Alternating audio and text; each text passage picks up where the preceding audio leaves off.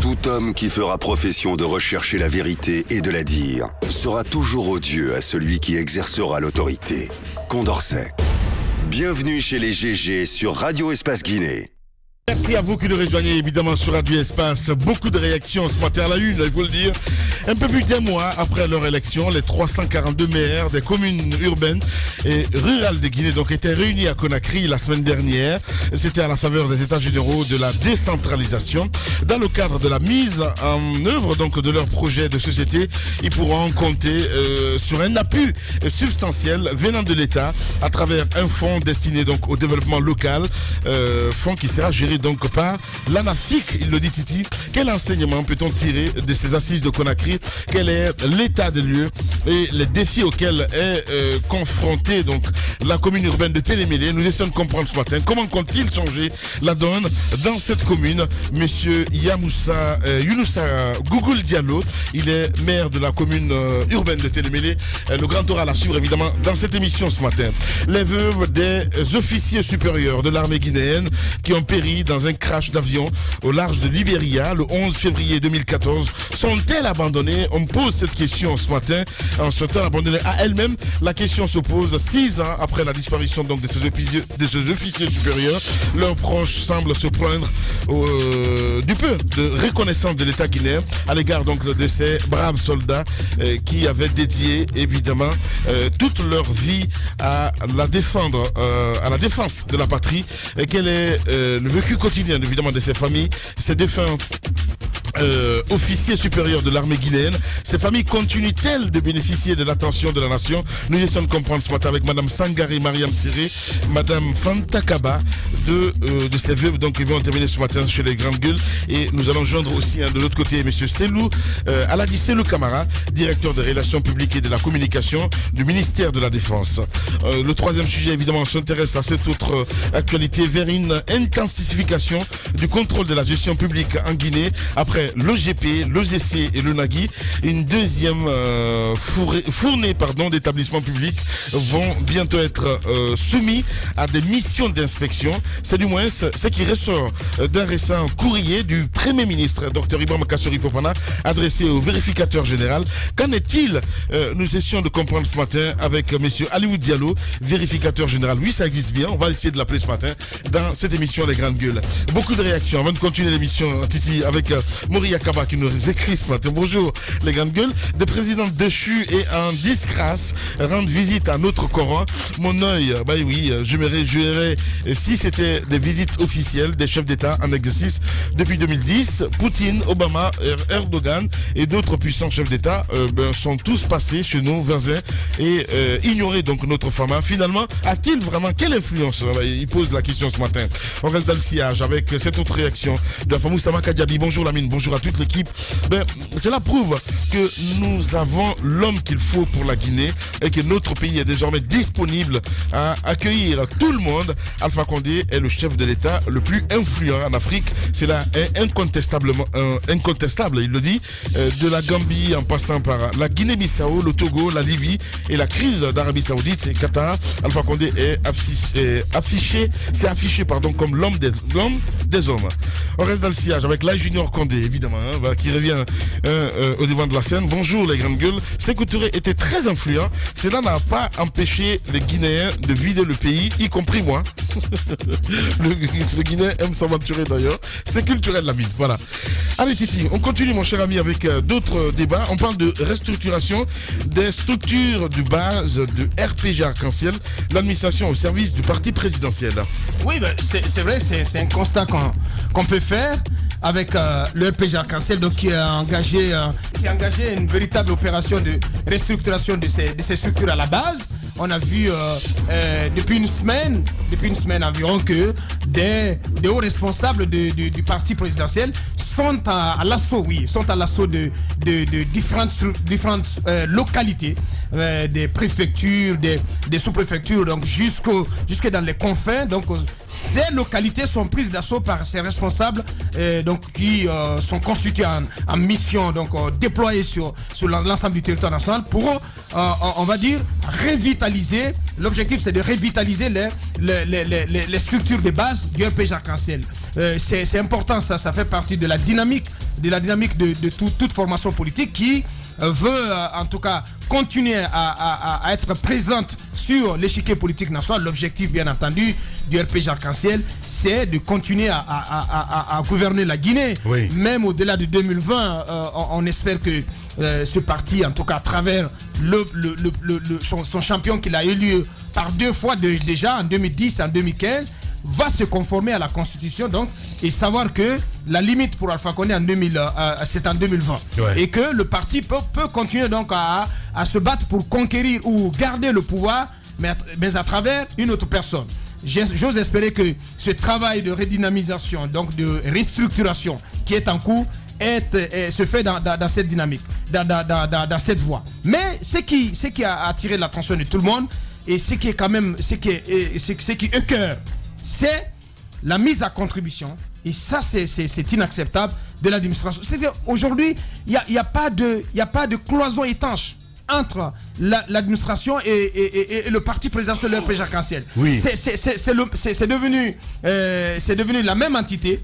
C'est le RPG Arc-en-Ciel et l'État qui se confondent, donc qui deviennent une seule entité, donc qui est en train donc de devenir une machine qui prend d'assaut le pays et qui veut tout contrôler. On a vu beaucoup de cadres, des directeurs nationaux, généraux, des présidents même de conseils d'administration nouvellement nommés, qui sont partis à Kindia, à Télémélé, partout, à Kissidougou, un peu partout à travers la Guinée, pour faire ce travail. Je pense qu'il faut vraiment une démarcation entre l'administration et le RPG Arc-en-Ciel. Ouais. Vous êtes issus du RPG Arc-en-Ciel, donc vous êtes sorti des rangs du RPG Arc-en-Ciel pour être à l'administration. Les grandes gueules. Vous ne pouvez pas vous mêler à des opérations de ce genre. Je pense qu'il y a le RPG Arc-en-Ciel ne manque pas de ne manque pas de cadres au niveau de BCA pour pouvoir faire ce travail. On n'a pas besoin de faire recours à ces cadres, à ces directeurs. Donc c'est pourquoi l'opposition continue de dénoncer le manque de neutralité de l'administration. Ouais. Tous ces administrateurs territoriaux, ces préfets, ces sous-préfets qui accueillent ces délégations se mettent également à la disposition, au service du parti présidentiel pour faire ce travail. Et c'est avec les moyens de l'État également, les véhicules, les moyens financiers, les ressources humaines, donc qui sont abondamment utilisés pour vraiment servir un agenda politique. Je pense que c'est vraiment triste. Pauvre de nous, mon cher... allez, Jacques Léo-Alino. D'abord, la restructuration, pourquoi faire? Ouais. Parce que quand on se pose bien la question... On ne peut pas être contre ça quand même. Non, mais c'est pourquoi... C'est de leur plein droit. Les grandes gueules. C'est de leur droit. Au fait, chaque parti politique... Ce qui gêne un petit peu, c'est l'administration en fait. Chaque parti politique peut se soumettre, n'est-ce pas, à cet exercice, changer un peu les organes à la base, les sections, les fédérations, etc. Mais moi, je me demande si le RPG en tant que parti politique fonctionne comme ça. Ouais. Parce que je ne crois pas. Parce que le parti... C'est Alpha Condé. Ouais, c'est ça. C'est lui qui dirige tout. Mais c'est ça, en fait. Les gens qu'on va mettre dans les préfectures, dans les sous-préfectures. Les grandes gueules. En réalité, vous allez beau vouloir avoir des militants engagés, ouais. Vous trouverez un petit directeur quelque part de la préfecture qui est dedans dans le bureau. Ouais. Parce que il répond directement du président, politiquement et administrativement. Oui. Je pense que le parti est fait de telle sorte que il n'y a même pas au niveau central. On a assisté à des nominations ici parce qu'il n'y a jamais eu de congrès pour avoir par exemple un coordinateur national ou une coordinatrice nationale du RPG, ouais. Secrétaire général. Tout ceci c'est décidé par Sékou Toureya. On dit bon, vous êtes influent, on vous donne cette possibilité de diriger ce parti.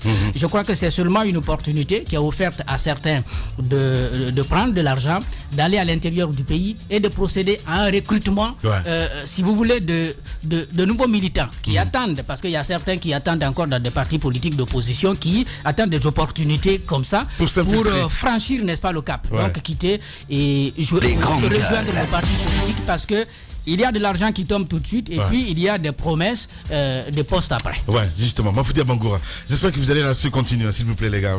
Allez-y. Parce qu'ils ne m'ont pas laissé. Non, mais allez-y, Mafoudia. Parce que je pensais pouvoir revenir pour au moins terminer mon analyse là-dessus. Mais allez-y, Mafoudia. Tamba. Allez-y. Alors, en ce qui concerne. C'est vraiment macho, quoi, honnêtement. Ce cas-ci. Non, mais quand même, quoi. C'est comme ça que ça fonctionne. Posez-vous la question, est-ce que le président Alpha Condé, lorsqu'il a été élu, lui-même, il a su se départir de son parti? Il est quand même resté le président du RPG Arc-en-Ciel, alors qu'il était le président de la République. Oui. Dans ses discours, est-ce que vous sentez les propos d'un président de la République? On sent les discours d'un leader qui en veut à ses opposants continuellement, qui n'a pas encore fini avec tout ce qui s'est passé avant lui. C'est assez compliqué, mais la manière dont les choses se passent, c'est ainsi. Ne soyez pas étonnés que au niveau de la mouvance présidentielle aujourd'hui, que l'administration s'invite, parce que dans l'administration, c'est la mouvance présidentielle. Aujourd'hui, on a même vu des cas où quand vous n'avez pas la photo du chef de l'État, vous devez faire attention, parce que quand on lui dit, ce serait comme ne pas le soutenir. Au fait, tout tourne aujourd'hui autour d'une personne. Et là, moi, je le dis tout le temps, je reviens tout le temps là-dessus, c'est la faute au chef de l'État. Ouais. Parce qu'il est le président de la République. On a vu ce monsieur du côté du CR du RPG Arc-en-Ciel qui a failli laisser sa peau quand il a dit oui, on veut le pouvoir après 2020, mais Saloum Cissé. Vous l'entendez parler, c'est incroyable. Mais qu'est-ce que vous voulez? Notamment qui a organisé un tournoi du côté de Ourekaba. Alors là, bonjour les dégâts, la foudre qu'elle est s'abattre, c'est incroyable. Ça continue. Je vous assure. Surtout ce moment, on est à un moment où vraiment tout le monde a envie de montrer qu'il est le bon allié, que c'est celui sur qui là il faut compter. Donc ne soyez pas étonnés, en ce moment, c'est la guerre à la place. Maintenant, quant à l'invite de l'administration, moi je vais plutôt analyser l'inverse. C'est vrai, l'administration est au niveau de la mouvance, mais que la mouvance aujourd'hui, le RPG prenne d'assaut notre administration, voyons les dysfonctionnements, parce qu'aujourd'hui, si les choses bloquent, aujourd'hui vous êtes dans l'administration, vous ne pouvez même pas travailler quand on sent que vous n'êtes pas celui-là qui est à fond pour le chef de l'État. Parce que normalement, il y a cette différence qu'on doit pouvoir faire. Le président, il ne doit pas être à la tête du RPG Arc-en-Ciel, même si c'est son parti, quand on parle souvent d'accompagnateurs, je me rappelle lorsqu'il venait d'arriver, il y avait beaucoup de débats autour de oui, il n'a fait que nommer ses parents et autres, mais ça se comprenait. Parce que lorsque ce sont seulement les parents qui ont accompagné, et là c'est un combat en amont, lorsque c'est toute la Guinée qui accompagne, quand vous venez, vous nommerez des personnes de tous les bords, parce qu'effectivement c'est tout le monde sur le lorsque le combat en amont est mené par une communauté, ne soyez pas étonnés, parce que là la règle c'est que je vais avec ceux qui m'ont accompagné. Mais aujourd'hui, même lorsqu'on y va avec ceux qu'on a accompagnés, Abakar a dit quelque chose tout à l'heure, le RPG quand même ne manque pas de cadre, même si on veut mettre aujourd'hui tous les membres du RPG Arc-en-Ciel dans l'administration, lorsqu'on les nomme, on doit pouvoir les dire, écoutez, vous appartenez à... Moi je crois que le vrai RPG manque de cadre. Il faut avoir le courage de le dire. Le vrai RPG manque de cadre. Moi je ne vais pas dans ce débat de vrai, de faux, parce que... Le vrai, on les appelle les RPC. Non. Moi je parle de RPG, avec tous les cadres qui accompagnent aujourd'hui le RPG Arc-en-Ciel. Tous les cadres, donc ça ne manque pas. Mais lorsqu'on les amène dans l'administration, ils doivent justement pouvoir faire la différence entre son appartenance à une formation politique et son appartenance à l'administration. Lorsqu'on pose des actes dans l'administration, ce sera des actes pour tous les Guinéens, pas des actes en tant que politique d'une formation politique. C'est cette différence, mais justement, on n'y travaille pas depuis des années. C'est pas pour rien, tout se confond, et l'administration, justement, ça ne bouge pas, parce qu'on y passe plus de temps à convaincre le chef de l'État qu'à travailler pour la nation. Voilà, Mafoudi Abangour, allez-y Mohamed Mara. Le RPG, à mon avis, en tant qu'appareil politique, n'a pas autant de cadres que vous le pensez. Justement, les cadres dont vous parlez appartiennent à l'administration publique pour la plupart. Il y a une expression, quand on a commencé à l'écrire et à la balancer sur les ondes, qui a été galvaudée, parce que j'ai l'impression que même les militants ne savent pas ce que ça veut dire, mais ça peut résumer ce qui se passe au RPG. C'est l'expression Fama. Quand vous dites Fama en malinké, c'est différent de Mansa. Ah bon? Absolument. Mohamed. Fama, c'est le souverain. Les grandes gueules. C'est cela l'expression veut dire. Mais voyez, nous les journalistes, on a commencé. Les militants, absolument. Je laisse la responsabilité. Absolument. En fait, les militants n'avaient pas vu que nous les médias, en utilisant l'expression Fama, c'était une critique. Eh ben. Tout le monde a commencé à dire Fama. Fama, le dernier qui a porté ce titre de cette manière-là ici, dans notre pays, c'était l'Almami Samori Touré. En fait, c'est le souverain, c'est l'empereur, c'est le souverain, c'est celui qui a le droit de vivre de mort. Les grandes gueules. Or, lorsque vous observez M. Alpha Condé avec son parti, c'est exactement cela. Ils n'ont pas compris pourquoi nous, les médias, on aimait cette expression. Ici, ils sont engouffrés, c'est devenu le mot de passe. Sauf que, pour un démocrate, l'expression Fama, il ne peut pas l'aimer, lui, s'il comprenait ce que cela veut dire. Parce que, vous avez raison, celui qui est l'alpha et l'oméga du RPG, c'est M. Alpha Condé. Mais la restructuration va être très compliquée. Parce que vous avez au RPG une première couche de ces militants du RPG, comme vous le dites, du RPC, et pour la plupart qui sont très vieux, dont les enfants sont là. Vous avez une seconde couche venue avec l'Alliance Arc-en-Ciel en 2010 et qu'on a formalisé en les fondant dans le nouveau parti RPG Arc-en-Ciel. Vous avez une troisième couche qui est venue après, mais qui a gagné tous les avantages. Et dont les avantages rendent jaloux la première et la première génération surtout, mais à une moindre mesure la seconde génération. Bien. Aujourd'hui, vous avez les derniers arrivés, notamment avec l'actuel Premier ministre. Vous avez des gens au RPG Arc-en-Ciel qui vont jusqu'à dire que Kassori a une mission, c'est celle de saper leur parti politique, de dynamiter leur appareil pour se construire lui-même. Notamment ces annonces d'audit, par exemple. Aujourd'hui, vous allez voir, il risque d'y avoir encore des décrets pour faire le ménage. Parce que ces annonces-là ont été mal perçues par certains dans le parti qui pensent qu'on est en train de viser tout leur soutien au niveau des régies financières. Donc ça va être compliqué. Le président est face à tout cela. Il doit lui-même mesurer, juguler et équilibrer les ardeurs des uns et des autres. C'est pas aussi simple que cela. Bien. Allez-y, Tamba, s'il vous plaît. Alors, avoir le président de la République aujourd'hui, il veut tellement que ce soit de lui que l'on parle. Il veut tellement que ce soit de lui qu'il s'agit. Moi, j'ai même envie de dire, dans ce pays, on devrait désormais dire, pour saluer les gens, on devrait dire par Alpha Condé, je vous dis bonjour. Oui. Non, il ne faut même pas saluer par toi-même. Le cas de Sanoussi Bantamasso, que tu évoquais tout à l'heure, Lamine, un tournoi qui a été organisé à son nom, il a failli laisser des plumes. Mais il a des rêves, Bantama. Ce petit saut ami du président de la il a des rêves. Finalement, apparemment, il semble que le président de la République l'a très mal pris. Mais il allait très mal pris. Mais il allait le dégager. C'est ce qui m'amène à dire, désormais, saluons, faisons tout par monsieur Alpha Condé. Je peux même ajouter, Excellence, professeur Alpha Condé. L'empereur Bantamasso. Voilà, on saluera. Mais moi, cette histoire de restructuration, en fait, je l'analyse à l'aune même de la survie. Parce qu'au sein du parti, on va se dire, mais qu'est-ce qu'il faut faire encore pour prouver au président de la République qu'on est avec lui. Ou même pour sembler donner un peu plus de vie au RPG Arc-en-Ciel. Je ne pense pas que ça va suffire à créer une nouvelle dynamique à l'intérieur d'un parti politique qui s'est vu s'affaiblir depuis 2010, depuis que le président de la République est là. Mais on va y aller. Et pourquoi des cadres y vont?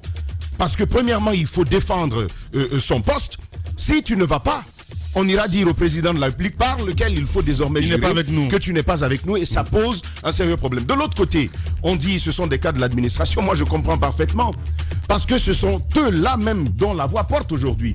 Prenez un Moustapha Naïté, un Laï Junior Condé, ou même un Kankaré, ou un Mohamed Diané. Ce sont des militants du RPG Arc-en-Ciel. Mais ceux-là, mettez-les à l'écart. Allez chercher d'autres au sein du parti politique. Vous pensez que ça va mobiliser, comme ceux dont je viens de citer le nom, auraient pu le faire? Je pense que non, et c'est dans cette perspective. Maintenant, il y a des partis politiques d'opposition qui dénoncent. Je veux même m'arrêter à cela, si tu permets, Lamine. Nous autres médias, on le dénonce depuis 2010 d'ailleurs. On le dénonce. Mais moi, j'ai envie de dire, faites ce que vous avez à faire. Quand vous allez finir, vous nous laissez ce pays, parce que même ces politiques d'opposition, ils sont au pouvoir aujourd'hui. Je vais vous dire, c'est copie conforme. Ils feront la même chose s'ils ne font pas pire. Allez, on reviendra dans la deuxième partie. On parlera de l'armée, on parlera politique aussi dans cette émission. Le temps d'une pause, mesdames et messieurs. Vous êtes chez les GG. Véritable success story de la radio Espace Guinée, les grandes gueules, détentrices des meilleurs scores radio en Guinée, de la meilleure émission talk show, a donné le créneau horaire du départ au bureau et du retour à la maison, récoltant depuis des années consécutives le titre d'émission la plus écoutée en Guinée, toutes catégories confondues.